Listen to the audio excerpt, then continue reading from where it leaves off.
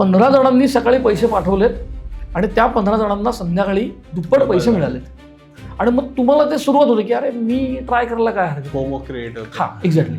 आणि मग त्याच्यामध्ये असं आहे की त्यांचंच ॲप असतं, वेगळं ब्रोकरेज अकाउंट तुम्ही वापरायचं नाही.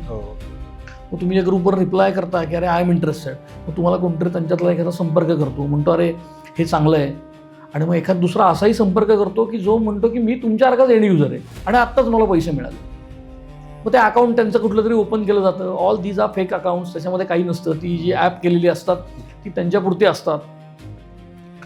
आणि मग तुम्ही ते अकाउंट ओपन करता, तुमचं पॅन कार्ड आधार कार्ड काहीतरी देता, 50,000 रुपये त्याच्यामध्ये त्यांना पाठवता. हां, ते शेअर घेतले जातात. घेतल्यानंतर चक्क 50,000चे 1.25 लाख रुपये 2 दिवसामध्ये होतात. सो यू फील गुड की अरे 1.25 लाख रुपये त्या डॅशबोर्डमध्ये दिसतात. हां, यू कॅनॉट विड्रॉल इट. पण ते पैसे तुम्हाला दिसणं सुरू होतं. मग तुम्ही गणित करता की अरे आता 1.25 लाख आहे तर ठीक आहे. मग सांगितलं जातं की ते अजून तुम्हाला, कारण बाकीचे जण 10-20 लाखाच्या नोटिफिकेशन्स पाठवत असतात की 10 लाख रुपये लावले आम्हाला 20 लाख मिळाले. हे त्यांचं चालू असतं. मग आपण विचार करतो की चला अरे 10 लाख रुपये आपणही लावावेत. मग आपण ते 10 लाख रुपये लावतो आणि खरंच 10 लाखाचे 20 लाख होतात बरं का.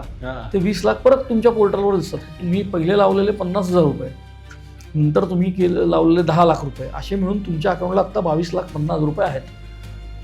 तुम्ही 2 दिवस खुश असता. आता म्हणता अरे आपण भरपूर आपल्याला प्रॉफिट झालेलं आहे. आणि मी म्हटलं ना